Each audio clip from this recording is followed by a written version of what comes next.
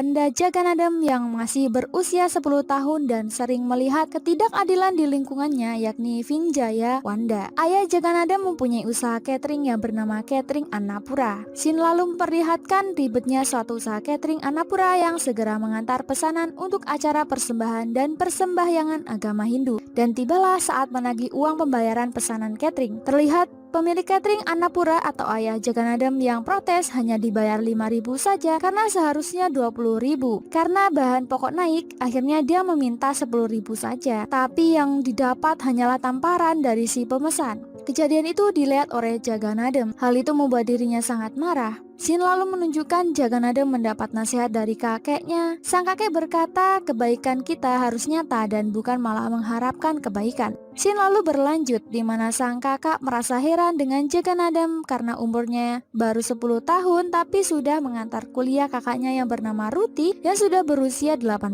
tahun. Selesai mengantar, Jaganadam pergi. Pena kakaknya terbawa Jaganadam. Ia segera menyusul kakaknya, tapi dia malah melihat kakaknya itu digoda dua laki-laki nakal. Seketika dia langsung marah. Dia mengingat pesan sang kakek tentang kebaikan kita harus nyata dan bukan malah mengharapkan kebaikan. Seketika dia langsung menumpahkan tinta pulpen dan melumuri wajahnya. Lalu Jaganadam mengajar mereka berdua. Aksi Jaganadam tidak disukai ayahnya dan malah mendapat pukulan. Lalu Jaganadam dibawa ke kuil dan diberi kalung Rudraksa, di mana jika dia memakai kalung itu dia diharamkan berkelahi. అంటే తీసేసి కొట్టచ్చా నాన్నగారు?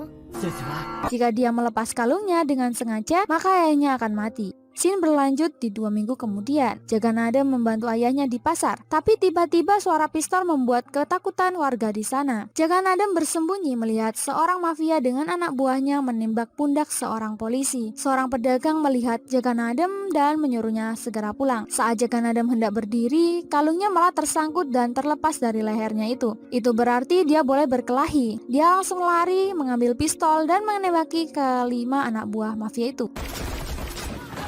Sang mafia ketakutan dan memberikan uang kepada Jaganadam agar tidak menembaknya. Jaganadam tidak tertarik, dia langsung meluncurkan peluru dan berakhir kematian sang mafia. Scene berpindah di kantor polisi. Saat polisi yang bernama Purushottam hendak menanyai nama Jaganadam, Jaganadam justru fokus kepada laki-laki yang kasusnya pemerkosaan wanita kampus. Tanpa pikir panjang, dia langsung menembaki laki-laki itu sampai mati. Setelah membunuh, Jaganadam meletakkan pistol dan menyebut namanya Duvanda Jaganadam. Purushottam melihat itu langsung marah karena Jaganadam tidak bisa menahan diri membunuh seseorang. Mereka pun berdebat మా తాతగారు అన్నారండి మనం చేసే పనిలో మంచి కనిపించాలే తప్ప dan berakhir kesepakatan antara mereka berdua. Wartawan berdatangan dan menanyakan sang pelaku yang berhasil membunuh mafia di pasar itu. Lalu polisi menjawab pembunuhnya adalah seorang mafia yang bernama DJ. Waktu pun berlalu, Jaganadam kini sudah dewasa. Jaganadam kini adalah orang yang periang dan banyak bicara. Dia bahkan dengan mudah menyelesaikan permasalahan dengan pelanggan. Tiba-tiba Purushottam menelpon dan memberitahu kalau sudah terjadi masalah di kota Hyderabad. Mereka kemudian bertemu di stasiun. Target kali ini adalah Tilo Marset, seorang kontraktor besar yang di dalamnya terdapat bisnis narkoba, di mana anak buah Tilo mencekoki narkoba kepada anak sekolah. Penyelidikan pernah dilakukan, tapi berakhir kematian 3 polisi. Purushottam berkata, DJ alias Jaganadam harus melumpuhkan anak buah Tilo Marset agar dia jadi lemah. Tapi DJ lebih tertarik memusnahkan biang alias akarnya aja agar masalah dapat tuntas. Hari eksekusi pun tiba. DJ mendatangi Tilo Marset dan dengan mudahnya mengatasi mereka sendirian. Tidak hanya Tilo Marset yang dia bunuh, semua penjahat yang dilaporkan Purushottam telah habis dia bantai. Scene lalu menunjukkan Royala Naidu. Dia adalah seorang mafia. Pekerjaannya menipu dengan modus investasi hunian kredit yang bernama Hunian Royala Naidu. Dia adalah pendiri Agro Diamond. Setiap ada yang komplain tentang penipuannya, dia tidak akan segan menghabisi nyawa orang tersebut. Scene lalu berpindah. Maihili, Pooja, dan teman-temannya yang sedang berdiskusi tentang pernikahan Maihili yang belum mengetahui wajah calon suaminya karena terikat oleh adat. Teman-teman berencana akan mengadakan pertemuan sebentar dengan calon laki-laki. Pooja akan berpura-pura menjadi mempelai wanita. Ternyata mempelai pria adalah teman DJ yang bernama Vigneshwar. DJ juga berpura-pura menjadi mempelai pria. Sampailah waktu pertemuan mereka. Puja dengan semua daya tariknya beranjak dari kolam renang dan membuat lekuk tubuh indahnya terlihat sangat menggoda DJ. DJ tidak tahan melihat lekuk tubuh dan bikini Puja. Dia lalu memarahi Puja karena mengenakan bikini. Tapi akhirnya mereka pun saling bicara. Terlihat Vigneswar dan Mai Hili yang mengintip mereka berdua. Pembicaraan Puja dan DJ sangat memalukan. Namun akhirnya Vigneswar dan Mai Hili saling mengaku kalau diri mereka lah calon pengantin yang sebenarnya. Vigneswar memberikan nomor teleponnya. Sampainya di rumah, Mai Hili akhirnya telepon Vigneswar untuk mengajaknya bertemu sebentar. Vigneswar mengiyakannya, tapi pertemuan mereka dipergoki DJ dan lalu membawa Vigneswar pergi kembali. Puja merasa penasaran dengan DJ dan dia berencana akan menggoda DJ agar kedua pengantin itu dapat leluasa bertemu. Keesokan harinya, Puja mulai beraksi. Dia berteriak, "Siapa yang membuat kopi ini?" Semua orang heran dengan sikap Puja yang tidak sopan itu. DJ datang dan mengaku kalau dia yang buat. Puja lalu mencium DJ untuk tanda terima kasih dan pujiannya atas rasa kopi itu. DJ merasa melayang-layang pikirannya dan lagu Mechuko pun diputar. Scene lalu berpindah di tempat masak catering Annapura. Terlihat paman yang izin pulang dengan raut wajah yang memelas. DJ mengingatkan paman agar tidak lupa membawa tasnya. Betapa terkejutnya paman menyadari di tasnya terdapat segepok uang. Ia berterima kasih kepada DJ yang hanya DJ lah yang peduli kepada paman. Paman pun akhirnya pergi. Pernikahan Mai Hili dan Vigneswar pun selesai. DJ menghampiri Puja yang saat itu hendak pulang bersama teman-teman lainnya. DJ menanyakan pernikahan selanjutnya antara dirinya dan Puja. Puja pun langsung mengaku kalau dia hanyalah bercanda dengan DJ agar DJ tidak mengganggu pertemuan Mai Hili dan Vigneswar sebelum mereka menikah. Tak hanya itu, teman Puja yang lain malah berkata merendahkan dan membandingkan kehidupan Puja dan DJ yang menurutnya tidak seimbang itu. DJ tidak terima atas hinaan yang dituju kepadanya. Dia lalu berkata kepada Puja, kelak Puja akan kembali dengan perasaan cinta kepada DJ. DJ pun pergi dengan motor Vespanya. Tapi tiba-tiba dia melihat ambulan yang parkir di depan rumah paman. Paman meninggal bunuh diri. Paman menulis surat untuk DJ dan mengatakan penyebab dirinya mengakhiri hidup. Itu semua terjadi karena paman membeli tanah di Hyderabad yang katanya murah, sehingga dia memasukkan tabungannya di Agro Diamond. Tapi saat paman datang untuk membayar angsuran terakhir, ternyata PT Agro Diamond hanyalah investasi bodong. Ditambah lagi anak-anak paman yang selalu menyalahkan paman. Tekanan itu membuat paman mengakhiri hidupnya dengan menabrakkan diri di rel kereta api. DJ yang tidak terima lalu berkonsultasi dengan Purushottam. Purushottam menjelaskan investasi bodong Agro Diamond telah menipu orang dengan jumlah total 9.000 crores atau setara dengan 90 miliar. Purushottam menjelaskan semua orang di balik investasi bodong itu. Stephen Prakash sebagai direktur, dia juga adalah tangan kanan Royala Naidu, dan yang sudah ditangkap adalah Samir Chandra sebagai CEO. Dia akan dijadikan saksi di persidangan Mahkamah Agung. Dia pasti akan menyebut siapa saja dalang dari semua itu. Samir pasti akan ditembak mati oleh atasannya agar dia tidak buka suara. Lalu Purushottam dan DJ berencana akan menangkap Stephen Prakash agar dirinya menghentikan acara penembakan Samir sehingga Samir dapat membuka suara tentang siapa saja yang terlibat. DJ memburu Stephen dan anak buahnya. Dia dengan mudah menghancurkan mereka. Lalu dia menyuruh Stephen agar segera menghentikan rencana penembakan Samir atau dia akan mendebangi Stephen berkali lipat. Karena kepepet, akhirnya mau tidak mau dia menuruti perkataan DJ. Purushottam menelpon DJ agar melepaskan Stephen karena mereka harus mendapatkan uang korban sebanyak 9.000 crores untuk dikembalikan kepada para korban. Scene lalu berpindah kepada Menteri Perumahan. Dia ditanyai tentang investasi bodong kepada wartawan. Setelah itu, dia langsung menemui sahabatnya yakni Royala Naidu untuk berdiskusi. Dia meminta bantuan kepada Naidu agar mau mengusahakan agar dirinya bisa menjadi ketua menteri. Lalu sebagai jaminannya, Naidu akan menikahkan putranya Chanti kepada putri menteri itu yang bernama Puja. Tapi Naidu punya syarat, dia ingin tahu lebih detail siapa DJ. Singkat cerita, Puja pun setuju dengan perjodohan itu. Puja dan Chanti janjian di Dubai untuk bertemu. Awalnya Puja merasa sangat kagum dengan Chanti. Dia menjemput Puja di bandara. Chanti memakai pakaian yang serba mewah dan mahal. I like the taste of brands. Chanti mengantar Pooja belanja tas dan barang-barang lain yang Pooja sukai. Tapi di saat mereka berdua istirahat di kedai kopi terbesar di Dubai, Pooja malah kaget karena Chanti berteriak dan menyuruh Pooja memakai hand sanitizer karena ada kuman di tangan Pooja. Seketika Pooja pun mulai ilfil dengan perlakuan Chanti. Ditambah lagi Chanti yang seperti orang gila berbicara sendiri dengan ibunya yang sedang itu. Chanti izin ke kamar mandi sebentar. Tiba-tiba Pooja teringat gelang yang diberikan DJ waktu itu. Pooja malah teringat perkataan DJ. Sepertinya Pooja mulai jatuh cinta dengan DJ. Singkat cerita, Pooja pun pulang ke India lagi. Sampainya di rumah, Pooja pun protes kepada ayahnya karena menjodohkan dirinya dengan pria gila. Lalu Pooja berkata, yang dia cintai adalah Duvanda Jayanadam. అబ్బాయి ఏం చేస్తాడో తెలుసుకోవచ్చా madam? Annapurna caterings pure vegetarians. Catering కూడా.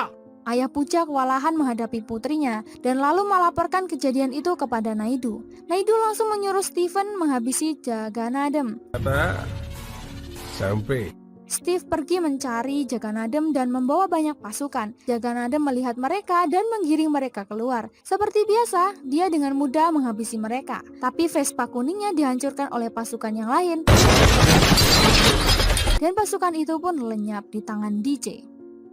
Stephen Prakash akhirnya melihat Jagannatham dan mengingat seseorang yang sama dengan DJ. Sebenarnya semua orang tidak tahu kalau Jagannatham adalah DJ. Tapi Stephen menyadarinya. Dia lari tunggang langgang ketakutan, tapi DJ segera menangkapnya. Saat tertangkap, Naidu menelpon. Naidu tahu kalau Stephen kalah. Hal itu ia ketahui karena suara Stephen Prakash yang ketakutan. Naidu berbicara dan mengatakan agar dapat melepaskan anak buahnya itu, maka dia akan melepaskan Jagannatham. Di tengah ia bicara, Jagannatham berkata kalau Naidu sekarang sedang berbicara dengan DJ. Naidu kaget dan heran. Dia menyuruh Stephen menghabisi Jagannatham, tapi Stephen malah menemui DJ. Lalu DJ berkata, jika aku sudah bertemu denganmu, aku akan membunuhmu. Sampai jumpa. Berita tentang Stephen Prakash yang tertangkap sudah menyebar. Para warga segera meminta keadilan dan uang mereka. Naidu semakin terhimpit. Dia lantas menelpon Menteri Perumahan. Dia menyuruh menteri itu segera menangkap Stephen Prakash. Karena jika dia berbicara, maka Naidu, menteri, dan bawahan lainnya akan terlibat pula dalam bisnis bodong Agro Diamond. Jin berahli di rumah menteri yang sedang makan. Pooja mendesak ayahnya untuk segera mengawinkannya dengan Jagannatham, atau kalau tidak dia akan menentukannya sendiri. Di sisi lain, dia dilempari batu besar dari luar rumahnya.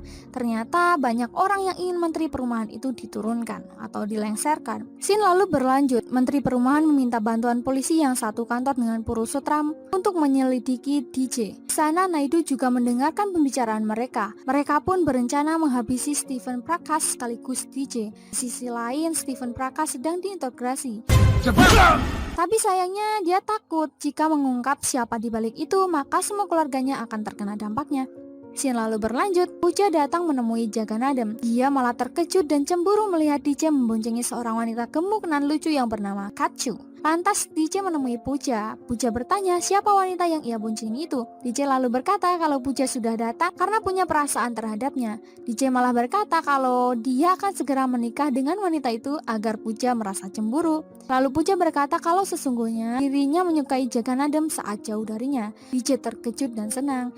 Dia bertanya tentang bagaimana orang tua Pooja. Pooja lantas berkata kalau dia akan menjelaskan semuanya ke orang tuanya. Masuklah mereka semua ke dalam rumah. Terlihat Kacu yang bertanya siapa yang membuat kopi itu. Pooja yang cemburu langsung mendekati Kacu dan berkata, hanya aku yang akan menikah dengannya. Kacu berkata, kau sudah gila ya? Kalian nikah saja sana. Kenapa mencampuri pernikahanku? అంత అదృష్టం కూడానా? Di sini kebohongan DJ pun terungkap. Sastry ఒక్కసారి నిన్ను Kemudian mereka berdua selfie. Pooja lalu mengirimkan foto selfie mereka ke ayahnya yang saat itu langsung dikasih lihat ke Naidu. Melihat wajah DJ di sana, Naidu malah langsung mengiyakan pernikahan mereka berdua dan tentunya itu akan menguntungkan Naidu. Naidu segera ganti baju untuk menyamar menjadi pengawal menteri dan segera menuju ke rumah Jagannatham. Sampainya di rumah mereka merencanakan pernikahan anak mereka. Dan benar saja, yang Naidu lihat memang benar-benar DJ. Dia mengingatnya karena saat itu dia bersembunyi di dalam mobil yang ditunggangi Stephen Prakash saat sedang melawan DJ. Singkat cerita, rombongan keluarga Pooja pun berpamitan. Scene lalu kembali di rumah Jaga Nadem. DJ sedang bersama ibu dan para bibinya. Tiba-tiba kakak kandung DJ datang dengan wajah yang amat trauma. Dia ternyata diganggu oleh anak buah Naidu yang menanyakan keberadaan Stephen Prakash. Tapi sang kakak tidak tahu dan tidak mengenalnya dan hanya menangis. Dering telepon pun berbunyi. Ternyata itu adalah Vigneshwar yang sedang dipukuli. DJ segera pergi dan menolong sahabatnya itu. Vigneshwar digantung dan hampir meninggoy. Untung DJ tidak terlambat. DJ segera membawa sahabatnya ke rumah sakit. Sahabat karibnya itu juga mengatakan hal yang sama tentang Stephen Prakash. Teror masih berlanjut. Sekarang bahkan seluruh anggota keluarga DJ diteror telepon tentang Stephen Prakash. Stephen Prakasha. Stephen Prakasha. DJ berdiskusi dengan Purushottam. DJ mengeluhkan permasalahan yang berakibat buruk terhadap keluarga besarnya itu. Lalu Purushottam memberi saran agar mereka melepaskan Stephen Prakash agar keluarga DJ jadi aman dan mereka pensiun. Tapi DJ berkata, ibu, ayah, kakak, kau, dan aku, apapun yang terjadi pada kita semua, jangan pernah melepaskan Stephen Prakash. Tidak ada gunanya mengampuni mereka. Perang adalah jalan keluarnya. Lalu mereka mengatur strategi. DJ segera mengirim semua anggota keluarganya mengungsi dan berziarah ke kota Kashi agar mereka semua aman, karena nyawa mereka memang terancam. Dan benar saja anak buah Naidu datang ke kediaman DJ. Mereka lantas memukuli DJ agar dia memberitahu di mana Stephen Prakash berada. DJ diseret keluar. Sebenarnya penduduk sana ingin membantu, tapi dilarang DJ karena berbahaya. Duvanda Jaga Nadem terus-terusan dipukuli. Tapi DJ tidak dapat melawan karena kalung sumpahnya masih terpasang di lehernya. Seseorang menelpon Naidu dan mengatakan kalau Jaga Nadem bukanlah DJ yang mereka cari. Tapi Naidu tetap yakin bahwa dia adalah DJ. Lalu DJ dibawa pergi mereka untuk diinterogasi agar mau mengaku. DJ berkata, pukullah semau kalian, tapi tolong beritahu siapa nama tuan kalian. Karena DJ terus bertanya tentang siapa tuan mereka, akhirnya pemimpin mereka menelpon Naidu kembali. Tapi Naidu malah menyuruh untuk membunuh saja Jaga Nadem. Tapi sebelum mereka membunuh DJ, mereka menawari satu permintaan terakhir. Lalu DJ meminta agar mereka melepaskan kalung Rudraksa yang dikenakannya. Mereka pun mengabulkan permintaan itu. Tapi kalung sudah lepas, itu berarti DJ boleh berkelahi. Dia langsung dengan mudah membalas pukulan yang dilayangkan kepadanya. Dia membunuh satu persatu pengikut Naidu. Sambil membunuh, dia sembari menanyakan siapa tuan mereka. Satu persatu mereka mati, tapi masih saja tidak ada yang mau mengatakan siapa tuan mereka. Tibalah saat terakhir pemimpin mereka dihajar. Sebelum ditusuk pisau, dia menyebut nama Royal Naidu. Tapi naas, dia terlambat. Pisau sudah menancap di dadanya. Scene berlanjut, DJ dan Purushottam menanyakan kepada Stephen Prakash di mana uang gelap senilai 90 miliar itu dan berapa bagian Stephen. Tapi Stephen Prakash menjawab kalau dia tidak tahu apa-apa soal uang. Uang itu dikelola semua oleh anak Naidu. Dia hanya ditugaskan membunuh Jaga Nadem, bukan DJ. Itu dia lakukan karena Naidu ingin menikahkan anak menteri kepada Chanti anaknya. Tapi sayangnya Puja menyukai Jaga Nadem. Mendengar itu semua, Purushottam dan DJ segera membuat strategi kedua. DJ menugaskan Purushottam untuk mencari tahu bisnis anak Naidu. Lalu DJ akan menemui Puja untuk menanyakan informasi tentang Chanti. Singkat cerita, Puja datang menemui DJ. Shastri? DJ lalu mengatakan kalau Jaga Nadem Sastri dan Duvanda Jaga Nadem adalah orang yang sama, tapi mereka beda karakter. Jika itu salah, maka Puja boleh meninggalkan DJ. DJ meminta Puja agar menjelaskan tentang anak Royal Naidu itu kepadanya. Tapi Puja memakluminya dan akan terus bersama DJ selamanya. Dan tarian India pun dimulai. Let's go! Berita kematian anak buah Naidu sampai kepada Naidu. Salah satu anggota kepolisian membocorkan siapa di balik laporan kepada DJ, yakni polisi Purushottam. Naidu berencana akan menyekap Purushottam agar DJ segera datang. DJ ternyata terbang ke Dubai. DJ dan Puja bersekongkol seakan-akan Puja akan menikah dengan Chanti. DJ memperkenalkan diri kalau dirinya adalah desainer. DJ juga menirukan gaya Chanti yang sering bicara dengan ibunya yang sudah meninggal. DJ juga pura-pura berbicara dengan ayahnya yang sudah meninggal. DJ menghasut Chanti agar membenci ayahnya dan agar dia juga membunuh ayahnya sendiri supaya hanya dapat menyusul ibunya. DJ memata-matai Cantik, dia selalu membuntuti Cantik. Cantik menerima telepon dan harus bertemu seseorang di lantai paling atas. DJ diam-diam mengikuti dan menguping pembicaraan Cantik. Mereka memberi separuh sobekan dolar sebagai identitas sah dalam pengambilan uang 90 miliar itu yang terletak di kafe Madinah. Di sini yang lain, Purushottam sudah disekap Naidu. Purushottam berkata kalau DJ juga sudah menangkap Cantik, anak Naidu. Naidu sangat khawatir, tapi Cantik tiba-tiba datang. Itu membuat Purushottam bingung. Naidu menanyakan tentang DJ. He's very cool guy. Dia malah teringat jaketnya yang berisi sobekan dolar yang dibawa DJ. DJ, go to. Tak lama DJ datang dan membawa uang 90 miliar itu berkat sobekan dolar. Cantik mengamuk memukuli DJ. DJ menjelaskan tapi Cantik tidak mau mendengarnya. Lama-lama DJ tersulut emosi dan membalas Cantik. Cantik terkapar. Cantik lalu terkejut melihat uang segitu banyaknya. DJ berkata kalau dia menipu Cantik, ngapain dia bawa uang sebanyak itu ke hadapannya. Lalu ayah Cantik berkata DJ datang hanya untuk menyelamatkan temannya itu. Tapi DJ berkata lagi kalau dia tidak mengenalnya. Cantik lalu mengambil pistol dan akan menembak Purushottam. DJ juga menyetujui dan menyuruhnya tembak saja. Pistol sudah di hadapan Purushottam. Cantik segera akan menembaknya, tapi tiba-tiba DJ pura-pura berkata dengan ayahnya kalau ibu Cantik menangis karena anaknya akan membunuh orang yang tak bersalah, tapi mereka membiarkan pembunuh ibunya berkeliaran. Cantik bertanya siapa pembunuh ibunya. DJ menjawab yang membunuh adalah ayahnya sendiri. Ayahnya menyangkalnya dan bingung mau menjelaskan bagaimana. Akhirnya Cantik menembak dada ayahnya. DJ mengambil alih pistol dan menembak Naidu 2 kali sampai akhirnya Naidu metong. Cantik sangat senang, ibunya kini ditemani ayahnya.